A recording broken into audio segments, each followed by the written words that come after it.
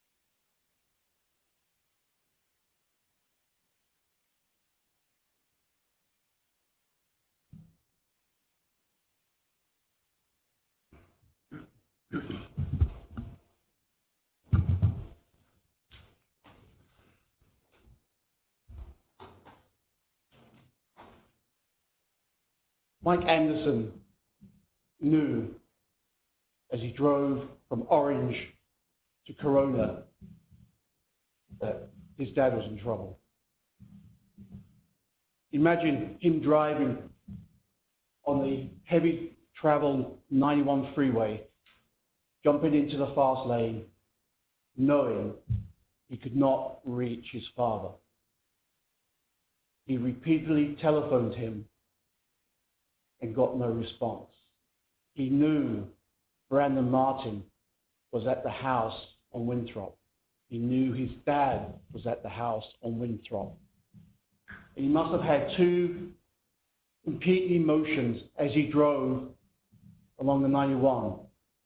Hope that what he knew isn't going to happen, and dread that what he knew had happened. And those competing emotions traveled with him along the 91 until he got to that house on Winthrop. And when he opened that door and looked in, he must have known that every hope he had has gone, and that the dread that he felt as he drove the 91 had come true. And remember what he told you. He opened that door and looked in, and so much blood covered the body he saw, he could not even recognize it was his father. He thought it was his Uncle Mike. He thought it was a black person because of the blood that covered that body. And what did Mike Anderson do at that point? He did what an innocent person does when they come across dead bodies. He called 911 and waited for the police to arrive. Because when an innocent person sees a dead body, they call 911. And Mike Anderson knew, he knew why he dreaded opening that door. He knew what was going on with his cousin Brandon Martin. And now, ladies and gentlemen, you too know what was going on with Brandon Martin. You heard how, after being drafted out of Santiago, he was given a contract, $860,000 in 2011. And by the time of these murders in September 2015, all that money was gone. You know, not only was the money gone, but his career was gone. He'd been bounced from the Rays as a bust.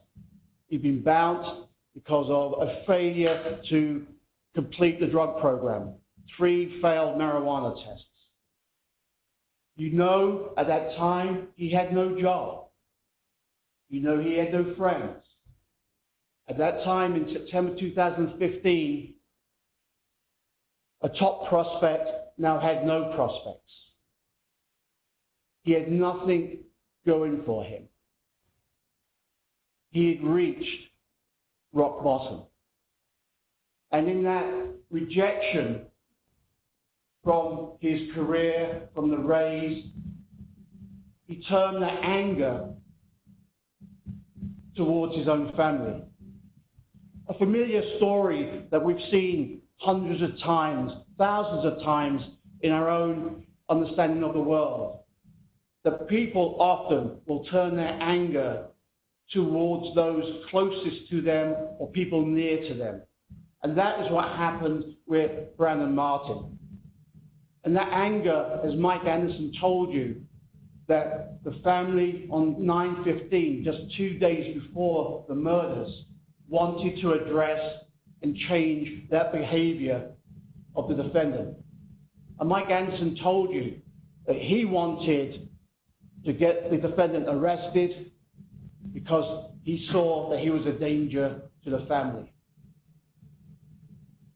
Now you know that on 9/15, Mike Anderson went to the house and the defendant was taken for ETS, not to jail as Mike had wanted. And Mike had told you at that time that he was concerned about the defendant's drug use. He was concerned that what needed to happen was the defendant needed to get into a program like the Salvation Army 6-month program. That was the focus at that time on the defendant's conduct. But he was taken to ETS. And remember what Mike Anderson said about how that anger towards his family was being exhibited. He was making racial slurs about his own father. He was threatening his own family. And you saw that. And that the family called the police, and he being a defendant, was taken away from the house, rejected by his family and taken away. And that rejection now was further enhanced when he was released from ETS on 9/17 that morning. He was told, your family does not want you to return to the home. You are banned from your home. And what we have there is a man with no prospects, who's angry at the world and turning that anger towards his family, has been told, you have been rejected. And what does he do? What does the defendant do? He does what he wants to do rather than what other people want him to do. He goes straight back to the house. And when he goes back, travels on the bus from the Tyler Mall in Riverside to 6th Street in Corona. And during that time, he's weighing the consequences of his actions that will come later in that day. He was thinking about what that anger, how he will unleash that anger. Because now he is a man with nothing to lose. And a man with nothing to lose is a dangerous person. He gets to the bus and then he walks home. And we know, and we'll go over the facts of what happened in that home, the horror that befell those men in a few minutes. I want to talk to you about some of the law in this case, and I'll be using a PowerPoint to go over that with you.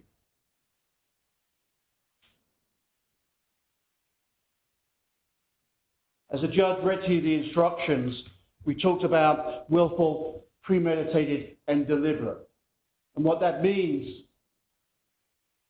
as we see there, the body of Ricky Anderson, as he was found, laid in so much blood, he was hardly recognizable, unrecognizable to his own son.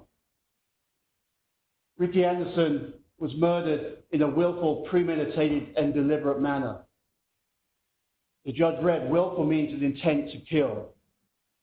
Intent to kill, you intend to kill another human being, that's first degree, or that's second degree or first degree murder. It's first degree murder if you have the two additional elements of deliberate and premeditated. That before you act, you consider the consequence of your action. And you consider that beforehand. This is the body of Barry Swanson as he lay dead in the kitchen at Winthrop, being brutally beaten with that black baseball bat. The defendant considered and decided to kill and then killed. Willful, premeditated, and deliberate. The defendant considered and decided to kill and then he killed. This is the body of Michael Martin as he lay dead in the garage at Winthrop.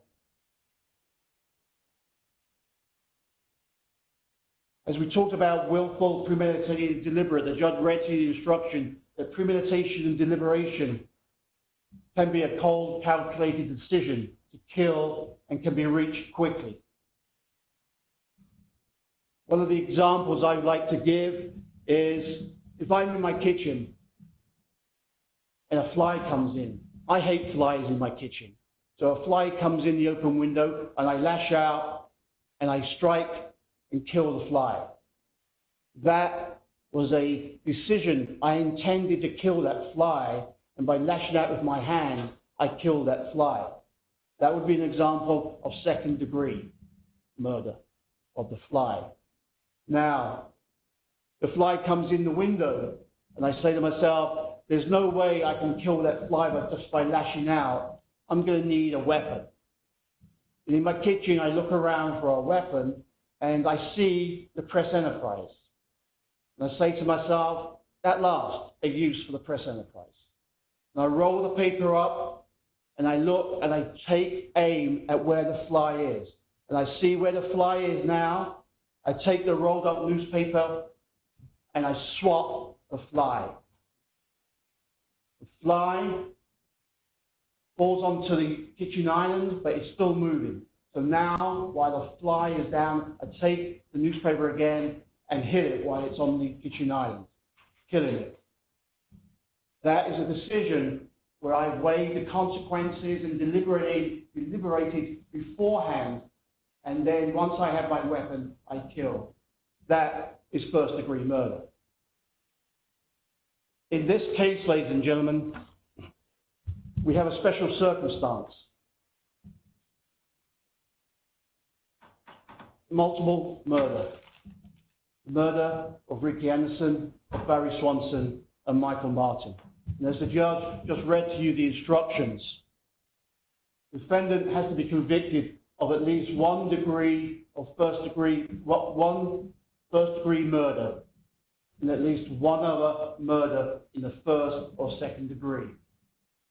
But when you return your findings, you must, if you find the defendant guilty of at least one first degree murder, then you consider the other two murders, were they first degree or second degree, as so long as at least one of those other murders is first or second, you'll find the special circumstance true.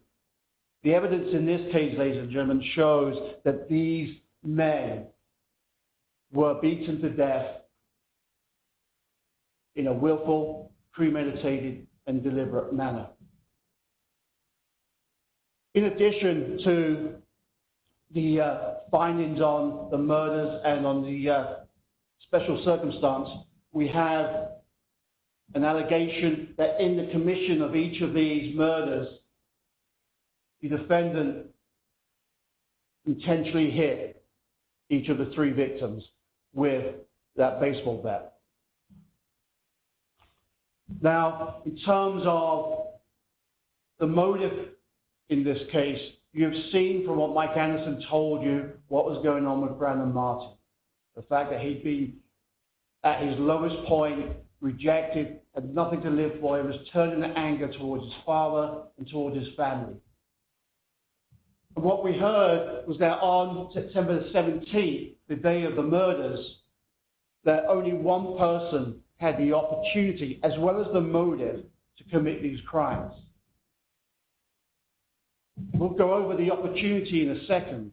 But before we start, I want to remind you that on September the 17th, Desiree Seagraves was at that home on Winthrop, attending to Michael Martin in his invalid state. And she told you she left there at 3:40. And unfortunately for her, she did leave at 3:40. Because what happened soon after that happened because only the defendant had the opportunity and the motive to do these killings. When we look at the opportunity, we'll see how small that window was for a person to come in and commit those crimes with the baseball bat and with the motive. There was no phantom person who came to the house and did these murders. Nothing was stolen from the house. The only thing stolen from the house came from the pockets of the 3 victims as they lay dead and dying. And of course, we know the raptor was stolen from the house. But we know from the evidence that you heard on September the 17th at 2:25 p.m., the defendant is seen catching the bus at Tyler Mall.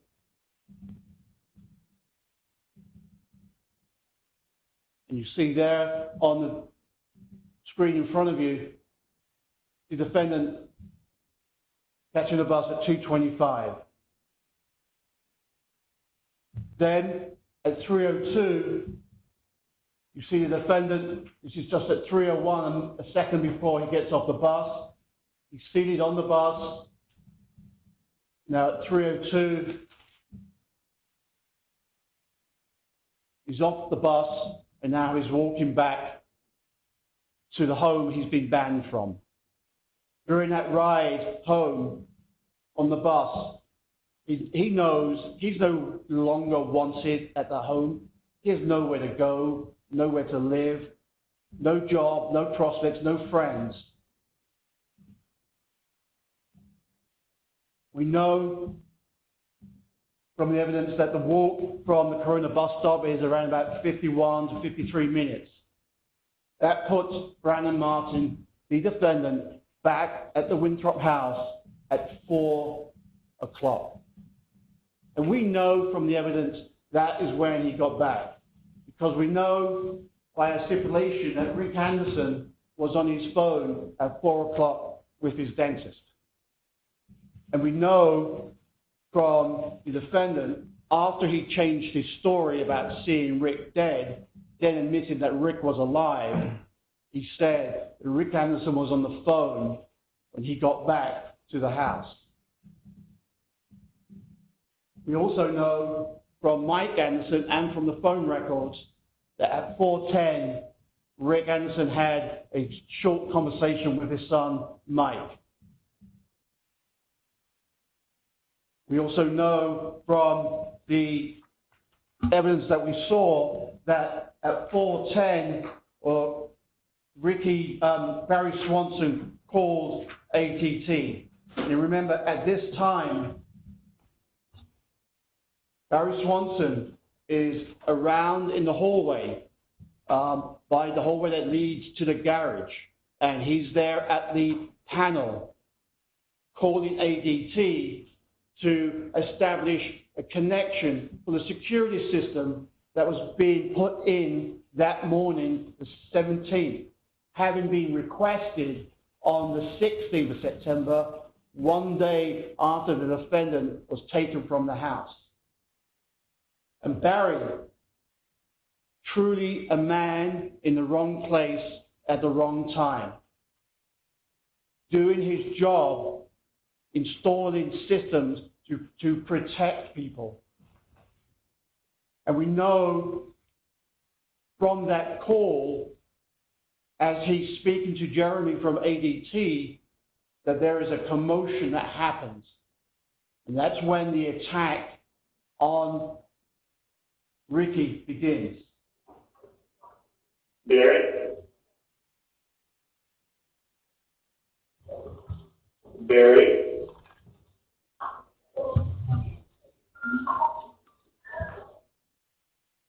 Barry, can you hear me?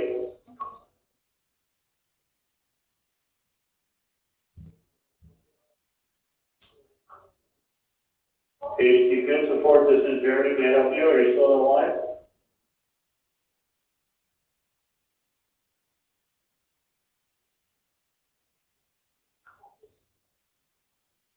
ADT Field Support, may I help you?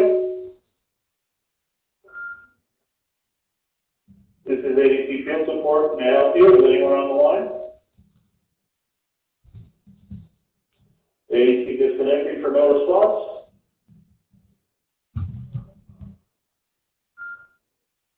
ADT disconnecting for no response. ADT disconnecting for no response. Barry Swanson did not respond because Barry Swanson at that moment was being beaten to death for simply being a wrong man in the wrong place. And we know from the layout of that house in the hallway, while he was trying to go online with ADT, Ricky Anderson was being beaten to death in the living room. And Barry, hearing that commotion, goes to assist, goes to help Ricky, and is beaten so many times on his forearms as he tries to defend himself. He is beaten over and over again. And that happens from the timeline we've established at about 4:14 on that afternoon of September the 17th, 2015. And then we know from the evidence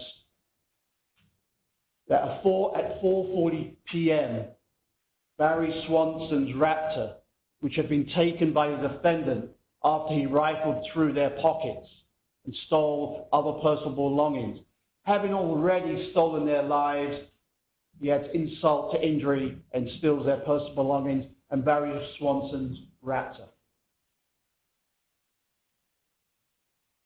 You see the Raptor coming there out of Othello, which is a road leading out of the subdivision onto Ontario.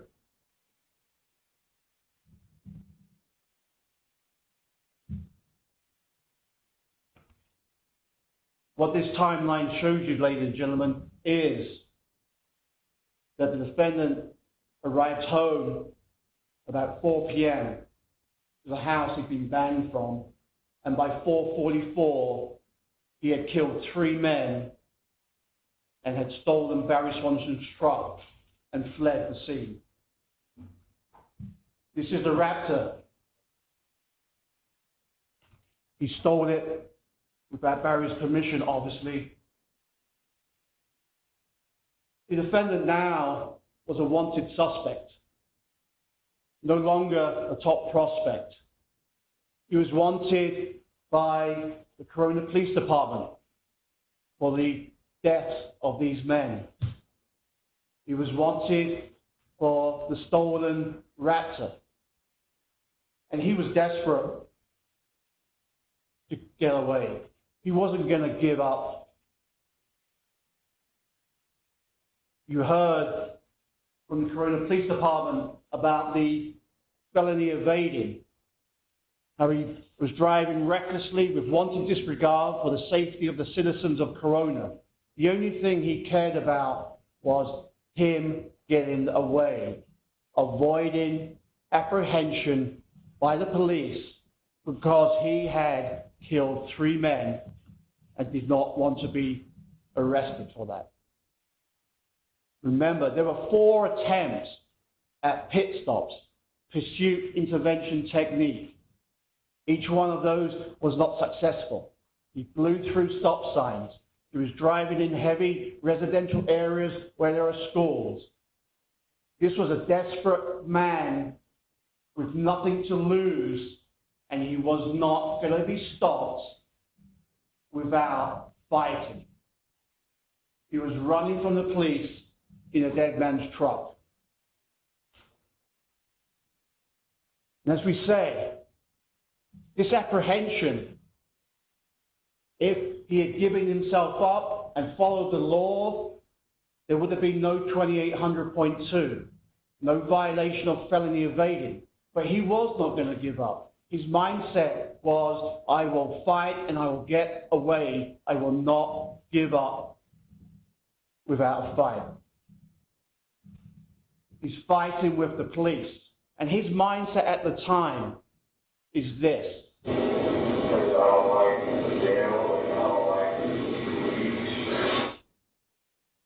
I don't like jail and I don't like the police. And that tells you right there. I don't like jail. He's a desperate man with nothing to lose, but he doesn't want to go to jail. And he knows for killing 3 people, he is going to jail for the rest of his life, at the very least. He knows that he doesn't like the police, and he will fight with the police, and he will refuse to comply with their lawful commands because he doesn't like police officers and he doesn't want to go to jail. That is his state of mind that you see when he's surrounded at 858 Derby. And what does he do at Derby? Does he give himself up? No.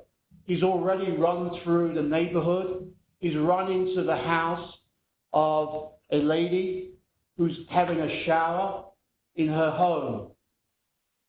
The police officers at this time know that they are looking for a desperate man with nothing to lose. And these are sworn officers who are sworn to protect the safety of the citizens of Corona. And what that means is that as sworn peace officers sworn to protect, you must apprehend and arrest and place in custody those who look to do harm to our citizens. And you have the defendant driving with willful and wanton disregard in Corona, refusing the lawful commands of police officers to yield in a heavy residential area where there are schools and people going about their business at 10 o'clock on a Friday morning. You have him running through backyards. You have him running through houses. You have a man who has demonstrated by everything we know he will not go quietly, he will not go without a fight. And that fight includes fighting with Dex, the police dog. You heard from Bennett yesterday how he explained to you the process. If there's compliance, the police dog will release its bite and the person will be taken into custody. But if the defendant continues to disobey lawful commands and continues to fight, and fight so much that he's not showing his hand, he's kicking out. Remember, Marquez told you that he had to apply a TARP application where he ties the legs and holds the legs while the other officers can take control of the upper torso. This, fighting with Dex, punching the dog, throwing the dog to the ground, landing with all his weight on the dog. This is just one other example that the defendant chooses what he wants to do and he will not follow the authority of other people. From the time he was told, your family do not want you back at the house, he's not going to follow that authority. He will do what he wants to do. With the 2800.2 and the police officers, he will not follow their authority. He will do what he wants to do. And what he has done is that he has killed 3 men. And we heard about the force and the duration of the manner of these killings.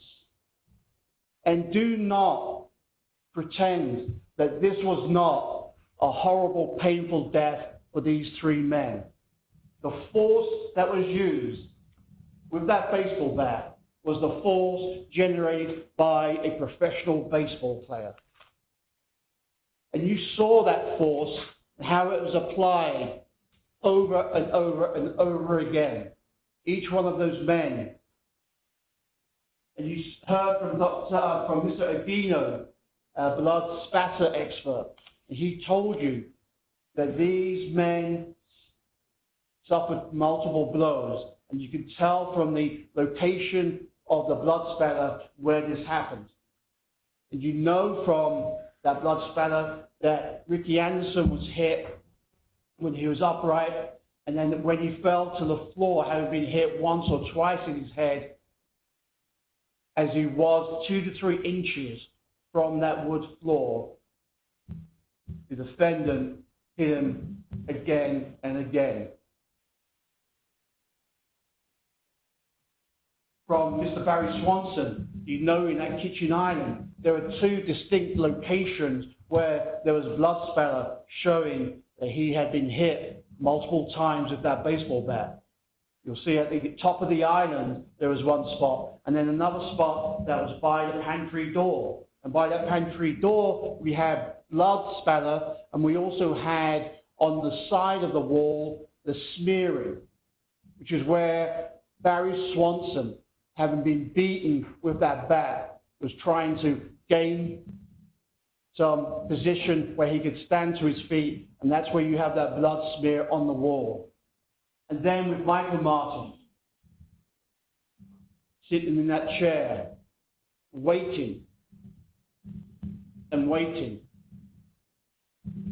for the inevitable fact that he too is going to suffer a painful death at the hands of his own son. Multiple blows. And Dr. Schumann told you those multiple blows resulted in multiple fractures. And remember, these fractures, and you saw the photographs to the head, and you can ask for those skulls, which will give you a 3D understanding of the depression of the cracked cranium of these individuals. But to understand the force and duration, to understand the premeditation and deliberation, you can see that each one of these powerful blows from a professional ball player to the head, they're to the head, intent to kill. There's only one thing the defendant had in his mind at that time, was that he had weighed the consequences and considered his actions, and he decided to kill and then kill. And he did that by aiming at the head. You see, with Ricky Anderson had no defensive wounds. There were no strike marks to his body. He had no time to defend himself. The first strike was to the back of his head, just behind that left ear. And then he was struck in the throat. And as we just heard, as he went to the ground, he was struck again and again. The same with Michael Martin, as he sat in that chair. We saw the blood spatter there. So the blood spatter went from the right to the left as you're facing Michael Martin. As the defendant faced his own father, he took that baseball bat and he wound up. He reached back and he delivered a blow to the left side of Michael Martin's head, striking him with such force that he broke open the skin and broke open the skull into many fractures.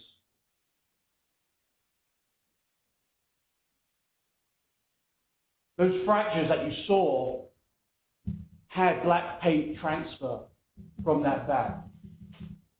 That tells you right there that the defendant, with such power and accuracy, went for the head and hit the head, broke the head open, and having broken the head open, went back to the same spot with such force that paint from that bat embedded into the fractures of Michael Martin's cranium. Barry Swanson had defensive injuries. You saw those to his arms as he was beaten over and over and over again, simply because he was there to install a security system to protect the family. The instrument of death was that black baseball bat. A baseball bat that was once the instrument of his profession.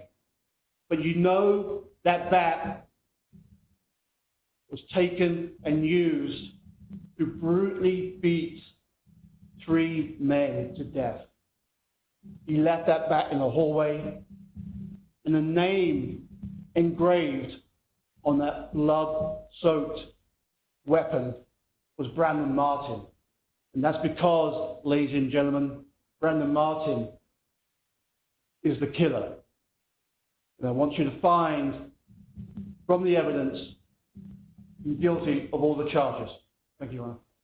Thank you, Mr. Kurtz. Ladies and gentlemen, we'll take our morning recess at this time. Remind all of you not to discuss facts in this case amongst yourselves with anyone unrelated to the trial. No former arrested, you've heard everything involved.